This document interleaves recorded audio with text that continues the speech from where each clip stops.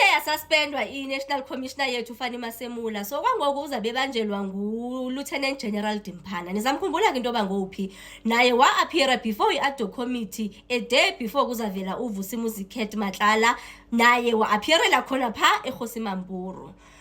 How do I feel about her? For ngoku bafethu andizazi, ndinama-mixed emotions. Nizandiva why ndisitsho. As part of i-testimony yakhe ne wathi xa ebuzwa nge-PKTT yethu waba namagama athi yena kudala wayebuza into yoba kanti kungani uGeneral Nhlanhla Mkhwanazi wethu enganikezwa i-PKTT yakhe, instead izde futhi i-expandwe ibe national. Wathi yena amagama anjalo uke wawabuza kanti wayengavele lento isike i-nationalize. Ningalivalanga ke ngoku seke nationaliziwa ndithi sesifikile isiqhwaga ngoku, sekufika isiqhwaga injalo angikhapho. So ke ngoku ithi lento because waba ngumuntu futhi othetha kamnandi nangoGeneral Nhlanhla Mkhwanazi, ezinye zezinto wangathi nje enye phofu ke ngupha emalini ne bekeka uyi-CFO semalini cha ke. So based on izinto ezinjalo ndinako nje lanto yokuthi oh okay, but ke ngoku at the same time it's a bit concerning with the fact yoba nguye mos u-CFO even the time appear before i-ADO committee. Kunezinto akazibuzwa ezifana noba kubani umuntu owa-authorize even le payment ku-Cat Matlala. Remember i-department yakhe lena. So in as much as befuna into yoba u-National Commissioner uFani Masemula maka-appeare makaye ecourt ayoxoxana nelityala eli a-accounte for le tender ka-360 million ka-Cat Matlala, but at the same time uDimphana lona bokuyi-office yakhe endicingela into yoba ngabona abantu abarelease umcimbi onokwenza nemali.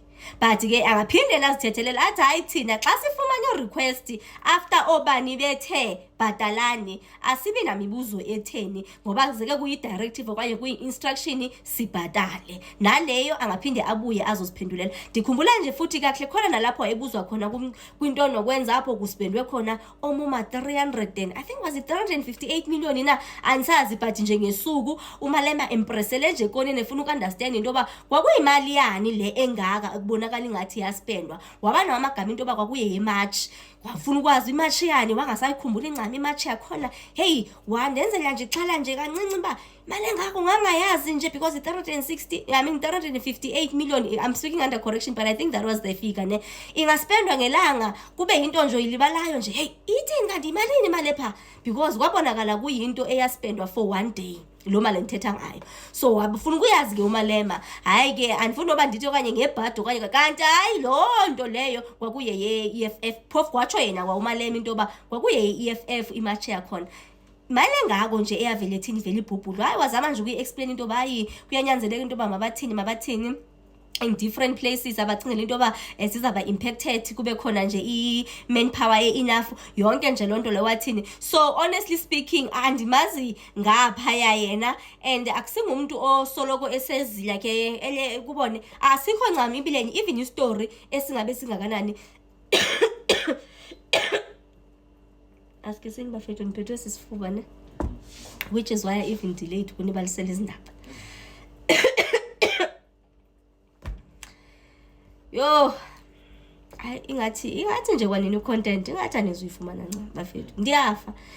Gijimani nje niyonifaka kumasingcwabane i-date of birth kanimandi nje ukuyifaka nakwi-caption uba nabani nje xa kuthiwa nje ngilele nibaleke niye phaa. Nintsi mosesouth imali eSouth Africa siyayibona nje futhi into yoba hayi yona ukuba khona nje nintsi and ingxaki yethu nje yokuqala phofu uba imali khona yona, then ingxaki yethu enkulu uGeneral Nhlanhla Mkhwanazi. Sithi sisajonge leyo siphinde sibone into yoba hey kona suba ncam imali besingenakwazi ukuyenza ncam, but nje hayi kuba onembeza bethu abazusivumela basenze ezinye zezinto esibona ingathi zenziwa ngabantu abanemali.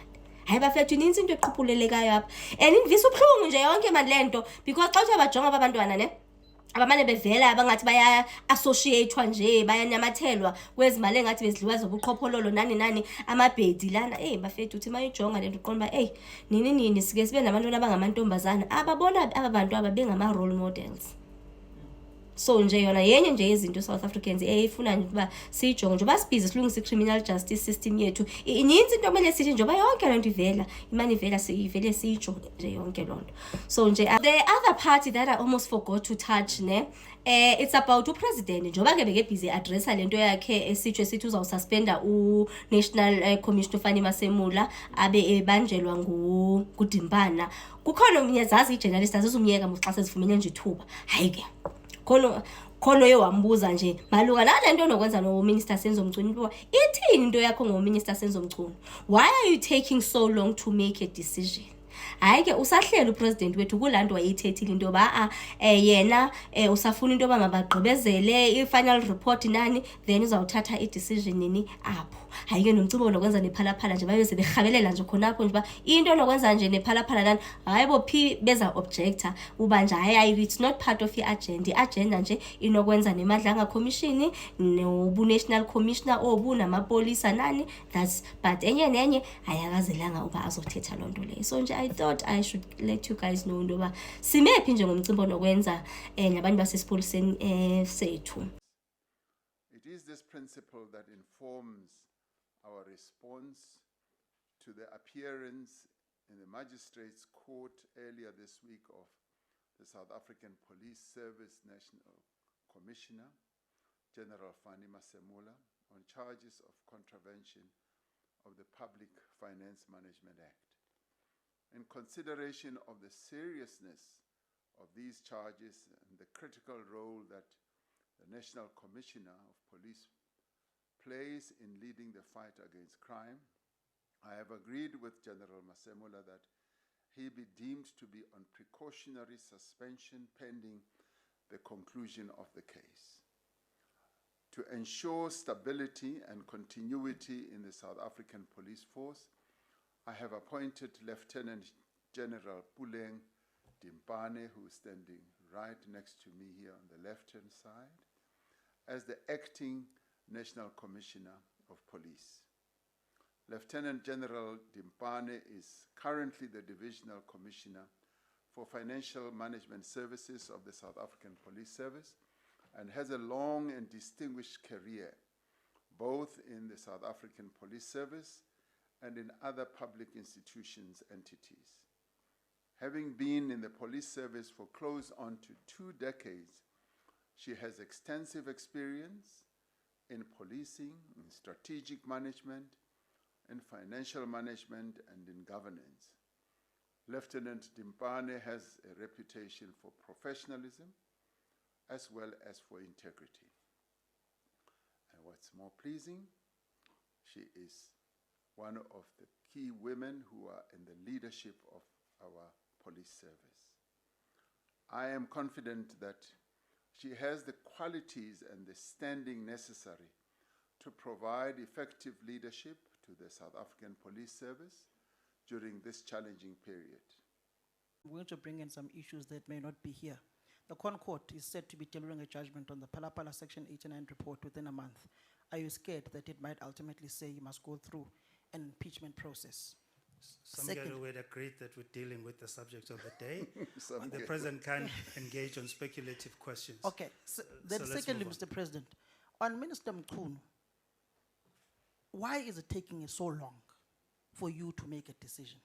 Is it based on politics, intra-party politics, or is it purely an issue of political owing, knowing where you come from with him, for you to be standing there on the podium today as the president of the country? Thank you.